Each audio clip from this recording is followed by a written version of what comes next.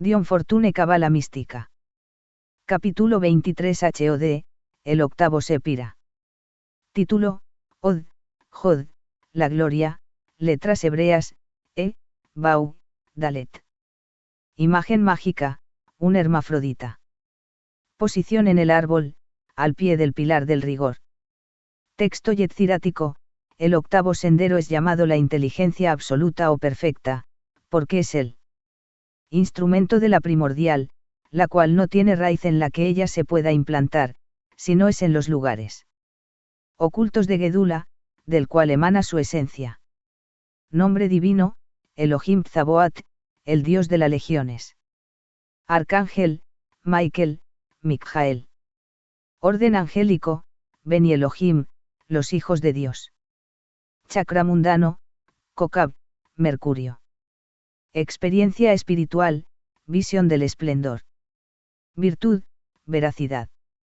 Vicio, mentira, improbidad. Correspondencias en el microcosmos, las caderas, las piernas. Símbolos, nombres, versículos, mandil. Cartas del tarot, los 4-8. 8 de bastos, rapidez. 8 de copas, éxito abandonado. 8 de espadas, fuerza amortiguada. 8 de oros, prudencia.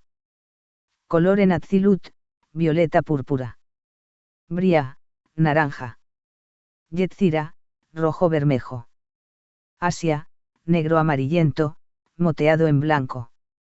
Los dos poderes primordiales del universo están representados en el árbol de la vida, por Khomai. Bina, fuerza positiva y fuerza negativa. Los cabalistas dicen que, aunque de cada sépira emana el siguiente según su orden numérico, esos dos poderes superiores, una vez establecidos en el árbol, proyectan diagonalmente sus reflejos de una manera muy especial. Esto se halla indicado claramente en él. Seper Yetzira cuando dice, Od no tiene raíz por la cual se pueda implantar, sino es en los lugares ocultos de Gedula, de donde emana su esencia. Gedula, como sabemos, es otro nombre que se da. Gesed. Bina es el creador de la forma. Gesed es el anabolismo cósmico, la organización de las unidades agrupadas por Bina en estructuras complejas que reaccionan entre sí. Od, reflejo de Gesed, es a su vez un sepira de la forma, y representa en otra esfera ese principio coagulante. Joma, por otra parte, es el principio dinámico, se refleja en Geburah, el catabolismo cósmico. Representando la ruptura del complejo en unidades simples, o sea una liberación de la energía, y esto se refleja también en Nezach, fuerza vital de la naturaleza. Para la comprensión de los 5 sepirot inferiores, es importante notar que el presente estudio de evolución ha hecho penetrar en algún grado la conciencia humana en sus esferas. Tiparet representa la conciencia más elevada, donde la individualidad se une a la personalidad. Nezach y Od representan, respectivamente, los aspectos de fuerza y forma de la conciencia astral. A causa que la conciencia humana se ha manifestado en sus esferas, sus naturalezas puramente cósmicas se han alterado considerablemente. Bajo su influencia, y puesto que la conciencia humana, cuyo dominio es Malkut, es una conciencia de forma, nacida de la experiencia de las sensaciones físicas, las condiciones de Malkut se reflejan, bajo una forma rarificada, en Od y Nezach, y también, en un grado menor, en Tiparet, Yesod está más sometido aún a la influencia ampliadora de Malkut. Esto se debe al hecho de que el espíritu de todo ser, habiendo logrado un grado de desarrollo suficiente para entender una voluntad independiente, obra objetivamente sobre su medio, y de consiguiente, lo modifica. Hagamos más claro lo que antecede, por medio de un ejemplo, las criaturas poco desarrolladas, las formas de vida sin poder motor, tales como las anemonas marítimas, no pueden ejercer sobre su medio más que una influencia insignificante, pero un tipo de creación más inteligente y elevado, puede proyectar una fuerza obligando a lo que la rodea a plegarse a su voluntad, como cuando un castor hace su nido. Los seres humanos, en la cima de la escala de esos seres revestidos de materia, en este sentido han hecho proezas. Hasta el punto que el globo físico gradualmente se les ha sometido, íntegras esferas son conquistadas por él. Hombre. En lo que concierne a cada diferente nivel de conciencia, las condiciones son precisamente análogas. El espíritu construye con la substancia mental, la naturaleza espiritual se sirve de las fuerzas espirituales del cosmos, exactamente de la misma manera que la anemona de mar se desarrolla absorbiendo los alimentos. ¿Qué le ofrece el agua? Los tipos de personalidades superiores son análogos a los animales superiores, en el sentido de que pueden, en un grado más fuerte, modificar sus medios más sutiles. El espíritu, hecho de substancia mental, hace sentir su poder en el plano mental. Observando el plano astral, que es esencialmente el nivel donde funcionan los aspectos más densos del espíritu humano, notamos que las fuerzas y factores de este plano aparecen a la conciencia como formas etéreas de un tipo distintamente humanas, y si afrontamos filosóficamente este problema y no de manera pura, simple, creyente, no será difícil explicarlo, sin embargo, el iniciado se lo explica. Declara que esas formas especiales son creaciones del espíritu humano, que atribuye a las fuerzas naturales inteligentes. Formas de un tipo parecido a sí propio, razonando por analogía, el iniciado se dice que, puesto que están individualizadas, su individualidad, para manifestarse, debe tener un vehículo del mismo género que su propia individualidad. Se sobreentiende, que esta presunción no es necesariamente exacta. En efecto, estas formas de vida, dejadas íntegramente a sí mismas, terminan su encarnación en fenómenos naturales, siendo su vehículo una cadena coordinada, como un río, una cadena de montañas, un huracán. Tan pronto como el hombre entra en contacto con lo astral, sea un psíquico como un mago, antropoformiza siempre, crea formas a su semejanza para representarse las fuerzas sutiles que él se esfuerza en asir, comprender y someter a su voluntad. Verdadero reflejo de Vina, en todos los planos y cualesquiera que sean, donde su conciencia tenga acceso. Las formas percibidas en el plano astral por aquellos que pueden verlas, han sido creadas por la imaginación de los hombres para representarse las fuerzas naturales sutiles de otros modos evolutivos diferentes del humano. Las inteligencias de las otras formas de evolución diferentes de la nuestra. Poniéndose en contacto con la vida humana, algunas veces pueden ser incitadas a asimilarse a la nuestra. Como el hombre se reviste de una escafandra para descender en otro elemento. Un cierto tipo importante de magia se dedica a crear esas formas y hacerlas habitar por esas entidades. Examinemos de más cerca lo que sucede en una operación de ese género.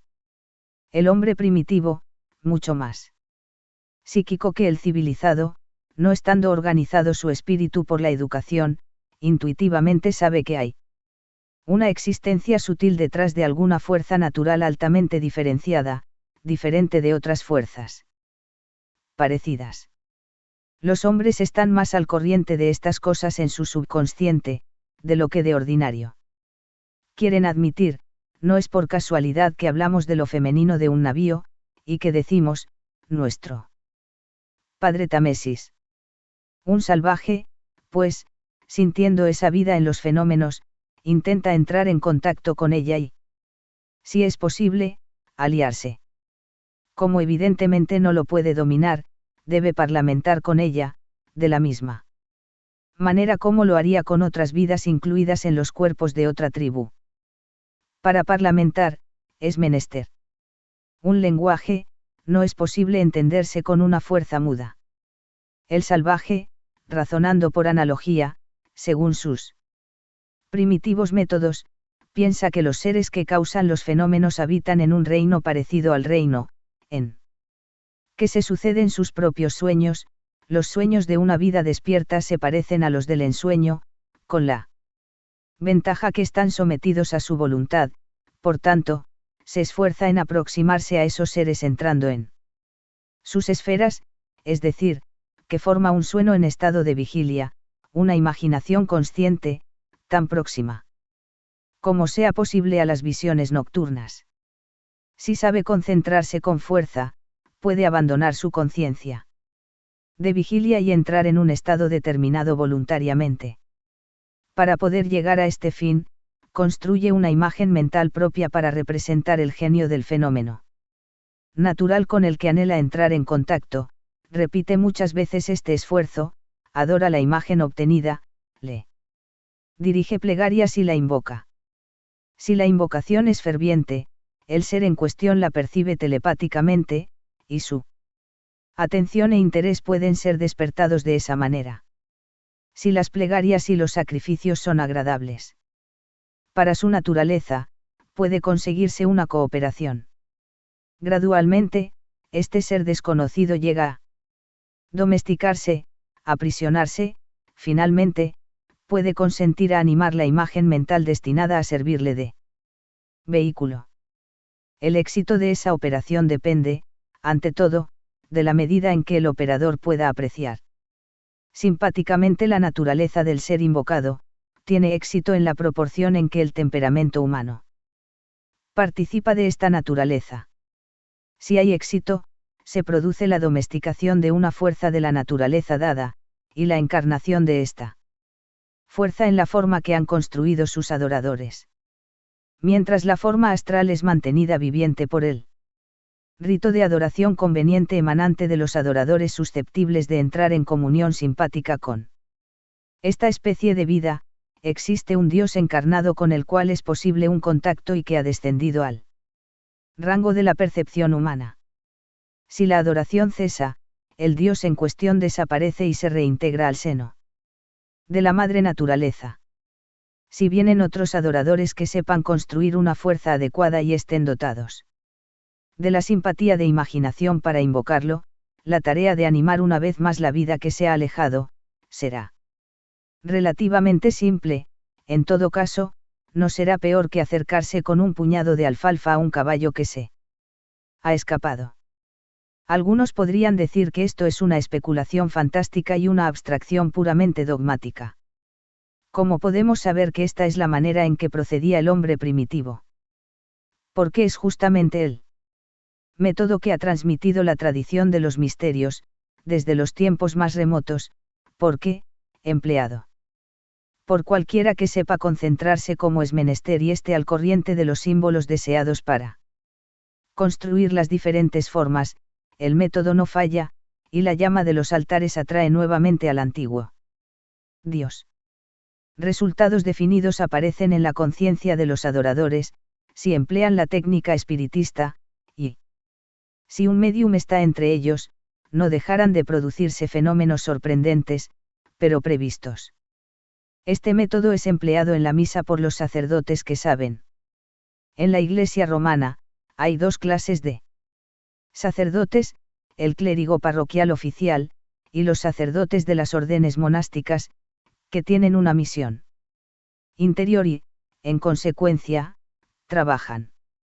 Estos monjes emplean frecuentemente en la misa un alto grado de poder mágico, todo psíquico puede atestiguarlo. El acto real de la transubstanciación lo constituye la encarnación de una fuerza espiritual en una forma astral. El conocimiento de estas cosas y la existencia de cuerpos organizados de hombres y mujeres entrenados para practicar su uso en las órdenes monásticas, es en lo que consiste la fuerza de la Iglesia católica y apostólica.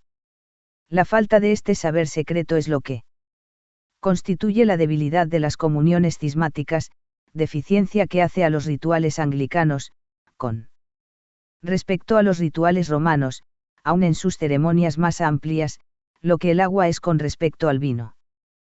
Pues los que practican ese rito no tienen noción de los secretos tradicionales conservados por la religión católica, e ignoran, por ejemplo, hasta el arte de visualizar. Quien escribe este libro no es católico ni lo será. Jamás, pues no desea someterse a esa disciplina especial, ni piensa que no haya bajo los cielos más que un solo nombre por medio del cual el hombre pueda salvarse, aunque el autor reverencia ese nombre, b.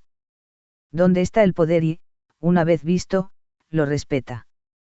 El poder de la Iglesia romana no está en sus documentos sino en su función, tiene ese poder no porque Pedro haya recibido las claves, es probable que no las haya recibido, sino porque conoce la manera de obrar. No hay ninguna razón que prive a los sacerdotes de la Iglesia anglicana de ese mismo poder, a condición de que apliquen los principios que hemos expuesto en estas páginas. En la orden del Maestro Jesús, que hace parte de nuestra organización particular, la Fraternidad de la Luz Interior, decimos la misa. Con ese poder, ¿por qué aplicamos estos principios? Cuando comenzamos, fue ofrecida la sucesión apostólica a nuestros oficiantes, pero declinamos el ofrecimiento, juzgando mejor usar del poder para establecer nuevamente contactos, que recurrir a una sucesión apostólica, proveniente de una fuente que, desde cierto punto de vista, es objetable. La experiencia ha justificado nuestra elección. 2. A fin de comprender totalmente la filosofía de la magia, es necesario acordarse que un sepira aislado no puede ser llamado funcional, la función supone siempre un par de sepirot opuestos, de donde resulta un tercer término por medio del cual se establece el equilibrio, este tercer término es funcional. El par de opuestos no lo es, porque se neutralizan mutuamente, cuando se unen en una fuerza que emana de ellos se convierte en tercero, de donde el simbolismo, padre, madre e hijo, entonces aparece la actividad dinámica, distinta de la fuerza latente encerrada en ellos que espera su liberación. El triángulo funcional de la tríada inferior consiste en Od, Nezach y Yesod. Como hemos notado, Od y Nezach, en el plano astral, son respectivamente forma y fuerza. Yesod es la base de la substancia etérica. El akasa o luz astral, según la terminología que se use.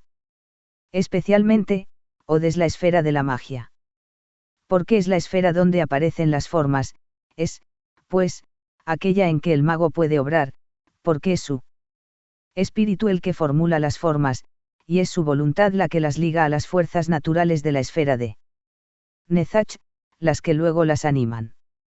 Es necesario recordar que sin la intervención de Nezach, el aspecto fuerza del plano astral, ellas no podrían ser animadas, por medio de Nezach, esfera de las emociones, los contactos tienen lugar simpáticamente, por emotividad concordante. El mago proyecta el poder de su voluntad fuera de Od, pero solo por simpatía puede penetrar en Nezach. Las personas frías y dominadoras, o el individuo fluídicamente simpático dominado por la pura emoción, no pueden ser adeptos. El poder de una voluntad concentrada es necesario al mago para ponerse en estado de afrontar su obra. Pero el estado de una imaginación simpática le es esencial para establecer sus contactos. Porque solo por nuestro poder de penetrar imaginativamente en la vida de seres diferentes de nosotros, es como podemos estar en contacto con las fuerzas de la naturaleza. Intentar dominarlas por medio del poder puro y simple. Maldiciéndolas con los santos nombres de Dios si hacen resistencia, es hechicería. Como ya hemos notado, es por los factores correspondientes de nuestro propio temperamento que podemos ponernos en contacto con esos poderes naturales. Nuestra Venus interior es la que nos permite ser permeables a las influencias simbolizadas por Nezach. El poder mágico de nuestro espíritu es lo que nos hace accesibles las fuerzas de la esfera Jodermestot. Si en nosotros no existe Venus, si no hay capacidad de responder al llamado del amor, las puertas de la esfera de Nezach no se abrirán, y jamás recibiremos su iniciación.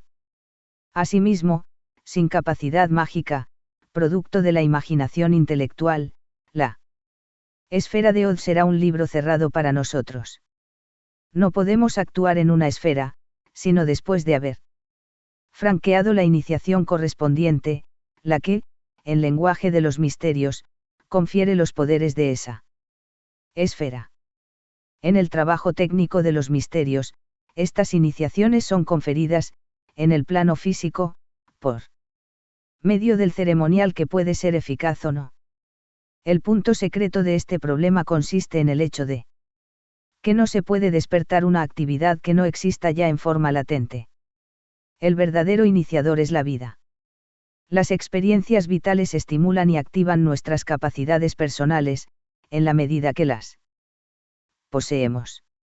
Las ceremonias iniciáticas, las enseñanzas dadas en cada grado, solo tienen por objeto hacer consciente lo que antes era subconsciente, y someter, al control voluntario, guiado por el espíritu superior, a esas ciegas reacciones potenciales que hasta entonces han respondido instintivamente a los llamados de lo externo.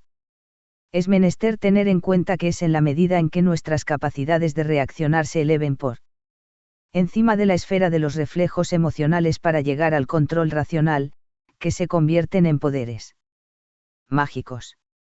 Solo cuando el aspirante, teniendo la capacidad de responder en todos los planos al llamado de Venus, por ejemplo, logra abstenerse a voluntad y sin ningún esfuerzo a responder a ese llamado, puede ser iniciado en la esfera especial de Nezach.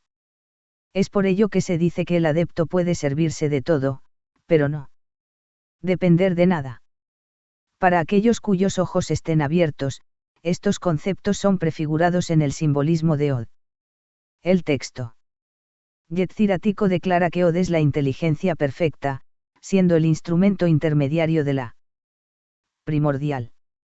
En otros términos, es el poder equilibrado, indicando la palabra intermediario el justo equilibrio entre dos extremos. El concepto de reacción controlada y de satisfacción detenida está expresado en el título del 8 de copas del juego del tarot, cuyo nombre secreto es éxito abandonado.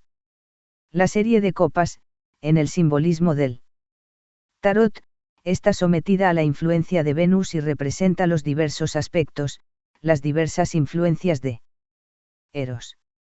El éxito abandonado o la inhibición de la reacción instintiva que empujaría a satisfacerse, en una palabra, la sublimación, es la clave de los poderes de Od. Pero es necesario recordar que la sublimación es completamente diferente a la represión o la supresión del deseo, se aplica al instinto de preservación.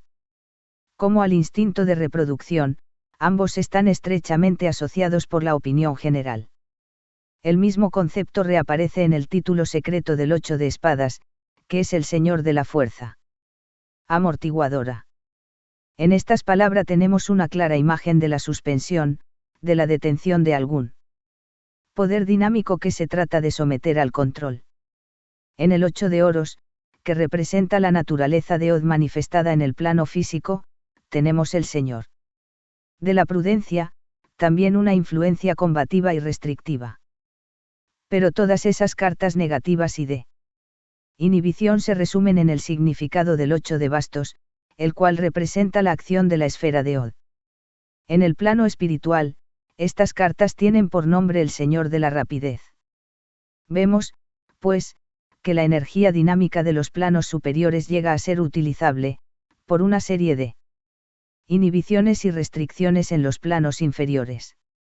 Ahora bien, es en la esfera de Od donde la inteligencia racional impone sus restricciones a la naturaleza animal del alma, condensándolas, formulándolas, dirigiéndolas, limitándolas, impidiendo su desgaste.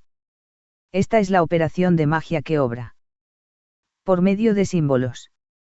Por ella, el libre movimiento de las fuerzas naturales sufre una represión que lo pliega a los fines concebidos y volitivos de adelanto. Este poder de dirección, de control, no puede ser obtenido más que por el sacrificio del alimento fluídico, por tanto, o desconsiderado con justicia como el reflejo de Bina por Gesed. Habiendo estudiado los principios generales de la esfera de Od, estamos en condiciones de detallar su simbolismo. El sentido de la palabra hebrea es la gloria, y esto sugiere al espíritu que en este sépira, el primero. Donde las formas están definitivamente organizadas, el esplendor de la esencia primordial se revela a la conciencia humana. Los físicos declaran que la luz es visible para nosotros como cielo azul, merced al polvo sutil expandido en la atmósfera.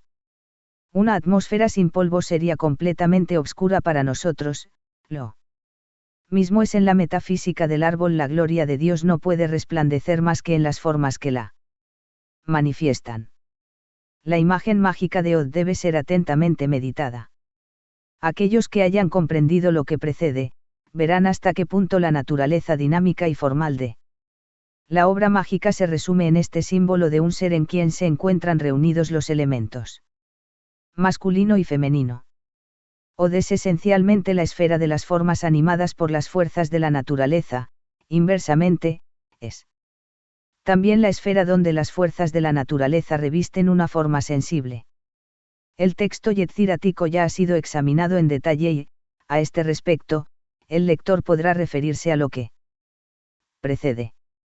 El nombre divino de Od, Elohim Tzaboat, Dios de las legiones, contiene de una manera muy interesante el símbolo hermafrodita, porque la palabra Elohim es un nombre femenino con un plural masculino, indicando así, según el método cabalístico, que representa un tipo de actividad doble, o una fuerza que funciona por medio de un cuerpo organizado. Los tres sepirot del pilar negativo del árbol de la vida contienen la palabra Elohim en su nombre divino. Tetragramma Elohim, en Binah, Elohim Geber.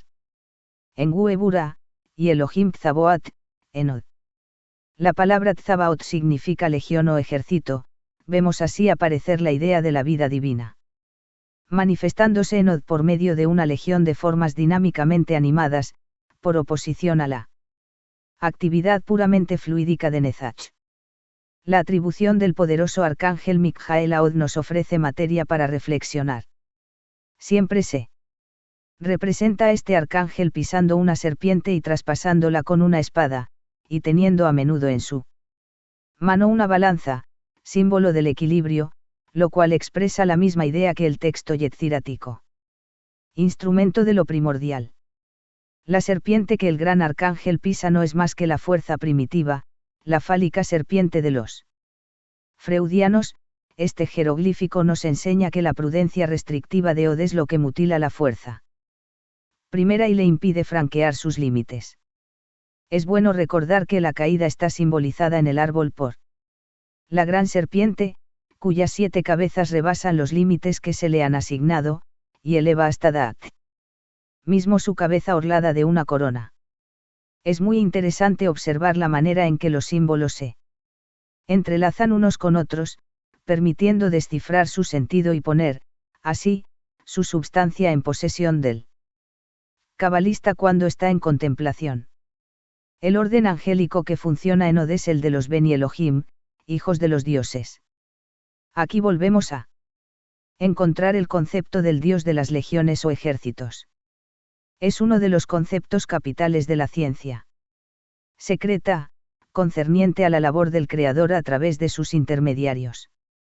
El no iniciado, el profano, concibe la labor divina como una labor ordinaria, que con sus propias manos acomoda un ladrillo sobre él otro, construyendo así el edificio, pero el iniciado concibe a Dios como el gran arquitecto del universo, el cual elabora sus proyectos solamente sobre el plano de los arquetipos, al cual concurren para su instrucción los videntes más elevados, los arcángeles, dirigiendo los ejércitos de humildes obreros que colocan piedra sobre piedra, según el plano arquetípico del Supremo. Cuando hemos visto que el arquitecto que concibió el plano de un edificio intenta construirlo por sí propio, con sus manos, sin ayuda. Nunca, tampoco nadie lo vio cuando se debió construir el universo. El chakra mundano de Od, como hemos visto, es Mercurio, y ya hemos estudiado el simbolismo referente a Hermestot. La experiencia espiritual asignada a este sépira es una visión de esplendor. Es la realización de la gloria de Dios manifestada en el universo visible. El iniciado de Od ve tras la apariencia de las cosas creadas y discierne a su creador, y, en el esplendor de la naturaleza como vestidura del inefable, recibe la iluminación y se convierte en un trabajador bajo las órdenes del gran arquitecto. Esta realización de las fuerzas espirituales que gobiernan todas las apariencias de la manifestación es la clave de los poderes de Od tal como se usan en la magia blanca. Es convirtiéndose en un canal de estas fuerzas que el maestro de magia blanca lleva el orden entre el desorden de las esferas donde la fuerza no está equilibrada, y no sirviéndose de los poderes de su voluntad personal. Él equilibra lo que es caótico, y no maneja arbitrariamente a la naturaleza.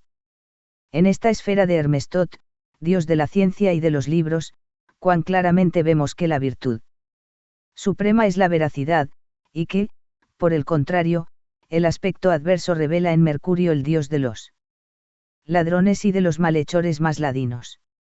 La ética esotérica sabe bien que cada plano tiene su propia noción de lo justo y lo injusto. En el plano físico, esta noción es la fuerza, en el astral, la belleza, en el mental, la veracidad, y en el plano espiritual, el discernimiento del bien y del mal, tal como entendemos estos términos. Es por esta razón que ninguna ética existe más que en términos de valor espiritual, todo el resto es meramente transitorio. En la esfera que por esencia es la del mental concreto, es lógico que, según la Cábala, la suprema verdad sea la veracidad. Se nos dice que la correspondencia microcósmica es, las caderas y las piernas. Esto está de acuerdo con la astrología, sobre lo que gobierna Mercurio. Los símbolos asociados con Od son, los nombres, los versículos y el mandil. Los nombres de los nombres. De poder por medio de los cuales el mago resume y evoca, en el seno de la conciencia, los poderes multiformes de los Beni Elohim. Estos nombres no son en manera alguna vocales arbitrarias y bárbaras, sin etimología ni sentido definidos, sino fórmulas filosóficas. En ciertos casos, su interpretación es etimológica. Como en el de las deidades egipcias, cuyos nombres están formados por el de los poderes y símbolos que sirven para designar esas fuerzas compuestas.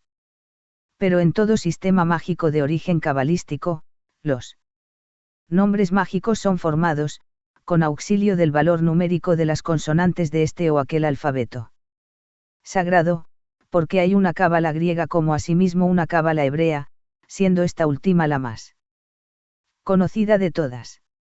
Estas consonantes, reemplazadas por cifras que les corresponden en un nombre del cual es posible servirse para diversos fines. Algunas de estas finalidades son conformes a los métodos de la matemática pura, y los resultados se vuelven a traducir en letras, dan correspondencias muy curiosas con los nombres de poderes similares o conexos. Este es un aspecto muy especial de los estudios cabalísticos. En manos de los verdaderos expertos, da resultados muy interesantes, pero, por el contrario, puede conducir al ignorante al abismo, porque no hay límite para las combinaciones que ofrece, y solo un profundo conocimiento de los primeros principios puede decir cuándo las analogías son o no legítimas e impedirnos caer en la credulidad y la superstición. Los versículos son frases mántricas, el mantran es una frase sonora que, repetida indefinidamente como cuando se recite un rosario, obra sobre el espíritu como una fuerza especial de autosugestión, la psicología de esta es muy compleja para poder ser estudiada aquí. 138. El mandil evoca asociaciones inmediatas para todos los iniciados de Salomón el Sabio, es la vestimenta característica del candidato en los misterios menores, el cual siempre ha sido calificado como un obrero o creador de formas, y como el Sephiroth es la esfera de las operaciones para los constructores de formas mágicas, se verá que este símbolo es pertinente. El mandil cubre y disimula el centro lunar Yesod, del cual hablaremos a su debido tiempo. Como hemos indicado, Yesod es el aspecto funcional de par de Opuestos del plano astral. Ya hemos tratado más arriba sobre los 4-8 del juego del tarot. Para concluir, en Od tenemos la esfera de la magia formal, por oposición al simple poder del espíritu. Las formas que en esta esfera separa el mago que trabaja sobre las fuerzas de la naturaleza, son las de los Beni. Elohim o hijos de los dioses.